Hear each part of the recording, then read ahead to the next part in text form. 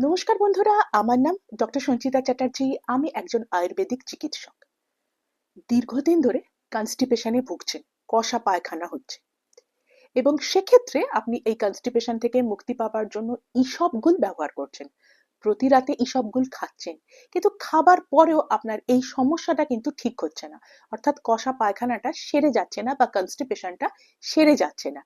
আবার কিছু কিছু ক্ষেত্রে দেখা যায় যে কনস্টিপেশনটা আরো একটু বেশি হয়ে গেল, অথচ আপনারই পরিচিত কেউ বা কাছের কোনো বন্ধু বান্ধব তিনিও ইসবগুল খাচ্ছেন। সেক্ষেত্রে কিন্তু খুব ভালো কাজ হচ্ছে। আপনি তখন ভাবলেন যে ইসবগুলটা আমি খাচ্ছি সেটা হয়তো ভালো না, সেটাকে চেঞ্জ করে দিলেন, কিন্তু তারপরেও সেই একই সমস্যা দেখা যাচ্ছে। এটা কেন হচ্ছে? তার কারণ আপনি যে ইসবগুলটা খাচ্ছেন সেটা ভুল নিয়মে খাচ্ছেন। সঠিক নিয়মে খাচ্ছেন না বলে সেটা সঠিকভাবে কাজ করছে না। তাছাড়া ইসবগুল যদি ভুল নিয়মে খান, তাহলে সেক্ষেত্রে কিন্তু ইন্টেস্টিনাল ব্লকেজের মতন একটা মারাত্মক বিপদ হতে পারে। কাজেই আমরা কি কি ভাবে ইসবগুলটা ভুল করে খাই সেটা আগে বলি, এবং তারপরে সঠিকভাবে এটাকে আপনি কিভাবে খাবেন সেটা আমি বলে দিচ্ছি। জেনারেলি বেশিরভাগ ক্ষেত্রে দেখা যায় যে অনেকে ইসবগুলটা, এটা তো পাউডার ফর্মে থাকে অর্থাৎ ডাস্ট ফর্মে থাকে, সেটা চামচে করে মুখে দিয়ে দেয়, তারপরে সেটা চুষে চুষে খেয়ে নিল, বা তারপরে অল্প একটু সামান্য জল খেয়ে নিল। প্রথমত কোনো রকম কোনো পাউডার বা এই ধরনের ডাস্ট ফর্মে যেটা আছে সেটা সরাসরি মুখে দেবেন না। তার কারণ সেটা আমাদের খাদ্য নালীতে আটকে যেতে পারে। সেক্ষেত্রে কিন্তু একটা বিপদের সম্ভাবনা রয়েছে। আমাদের বেশ কিছু আয়ুর্বেদিক মেডিসিন আছে যেগুলো ডাস্ট ফর্মে পাওয়া যায়। সেগুলোকে কিন্তু সবসময় বলা হয় হয় উষ্ণ গরম জলের সাথে মিশিয়ে খেতে, অথবা দুধের সাথে মিশিয়ে খেতে, অথবা বাটার মিল্কের সঙ্গে মিশিয়ে খেতে, মধু দিয়ে মেরে খেতে, তুলসী পাতার রস দিয়ে মেরে খেতে, বা আদার রস দিয়ে মেরে খেতে। অর্থাৎ সরাসরি পাউডার ফর্মে কোনো মেডিসিন, এটা শুধুমাত্র ইসবগুল নয়, মুখে দিলে সেক্ষেত্রে কিন্তু খাদ্য নালীতে আটকে যেতে পারে।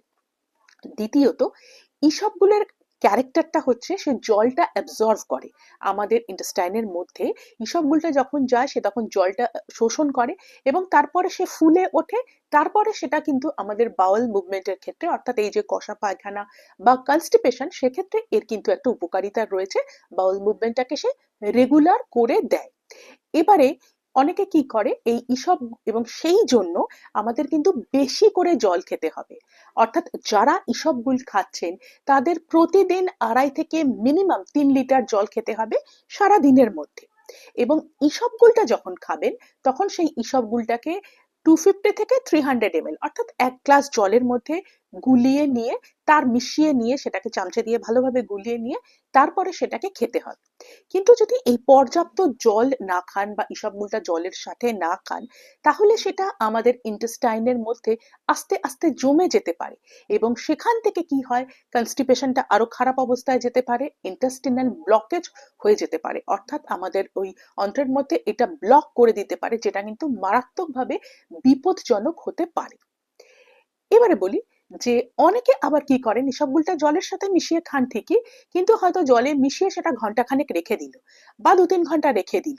প্রথমত এটা জলের সঙ্গে মিশিয়ে রেখে দিলে কি হয়, এটা একটা জেলি ফর্মে চলে আসে, যেটা খেতে খুব কষ্টকর হয়। আর তাছাড়া জলের সঙ্গে যখন আপনি মিশিয়ে রাখছেন, তখন ওই জলটাকে ও কিন্তু অ্যাবজর্ব করে নিচ্ছে, যার ফলে তার ফলে যখন আপনি সেটাকে খাচ্ছেন সে কিন্তু আর ভালোভাবে কাজ করছে না। তার কারণ জলটা তো সে অলরেডি আগে থেকে অ্যাবজর্ব করে নিয়েছে আপনার শরীরের ভিতরে গিয়ে, ডাইজেস্টিভ সিস্টেমের ভিতরে গিয়ে সে আর জলটাকে অ্যাবজর্ব করতে পারছে না, যার ফলে কাজ হচ্ছে না। তাহলে বুঝতে পারছেন কি কি ভুল আপনারা করছেন? এটা একটু কিন্তু খেয়াল রাখতে হবে।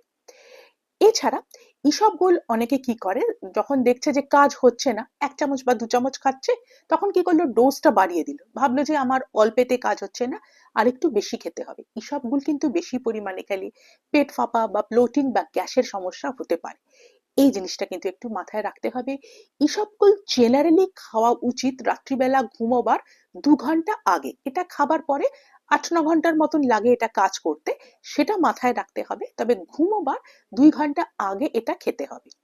এবং ইসবগুল যখন খাবেন তার 1.5 ঘন্টা আগে বা পরে, বা এর সাথে অন্য কোনো রকম কোনো মেডিসিন কিন্তু খাবেন না। তার কারণ সেটা এর সঙ্গে ইন্টারফেয়ার করে তার কার্যকারিতা কমে যাবে। এবারে বলি, এগুলো বুঝতে পারলেন তো কি কি ভুল করছেন? এবার সঠিক নিয়মটা জেনে নিই। সঠিক নিয়মে কিভাবে খাবেন? প্রতিদিন রাত্রিবেলা ঘুমোবার 2 ঘন্টা আগে 1 গ্লাস উষ্ণ গরম জল বা দুধের মধ্যে 1 থেকে 2 চামচ, আবারও বলছি 1 থেকে 2 চামচ ইসবগুল মিশিয়ে নিয়ে সঙ্গে সঙ্গে সেটাকে আপনি খেয়ে ফেলবেন এবং সারা দিনে 2.5 থেকে 3 লিটার জল এটা আপনি খাবেন। দেখবেন ম্যাজিকের মতো কাজ করছে।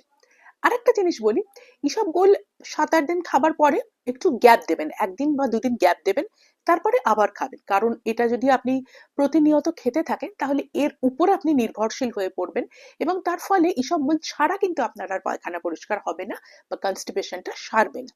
এবং এই ইসবগুল সঠিক নিয়মে খাবার সাথে সাথে জল তো আপনি বেশি করে খাচ্ছেনই, আপনি যে খাবার খাচ্ছেন তার দিকে একটু লক্ষ্য রাখতে হবে। অর্থাৎ হাই ফাইবার ডায়েট খেতে হবে, যেরকম ধরুন শাক সবজি ফল মূল হোল গ্রেনস এই জাতীয় খাবারগুলো খেতে হবে। অতিরিক্ত ভাজাভুজি ফ্যাট জাতীয় চর্বি জাতীয় খাবার, ফাস্ট ফুড জাঙ্ক ফুড এগুলোকে একটু কম খেতে হবে।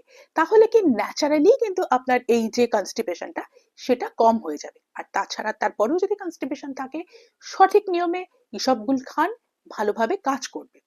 যাদের কোনো কিছু খাবার গিলতে সমস্যা হয় অথবা যাদের ইন্টেস্টিনাল ব্লকেজের কোনো হিস্ট্রি রয়েছে তারা কিন্তু আমার মতে ইসবগুলটা না খাওয়াই উচিত, অথবা খাবার আগে ডক্টরের একবার পরামর্শ নিয়ে নেবেন এবং যে নিয়মে আমি বললাম ইসবগুল কিন্তু অবশ্যই এই নিয়মে ফলো করবেন।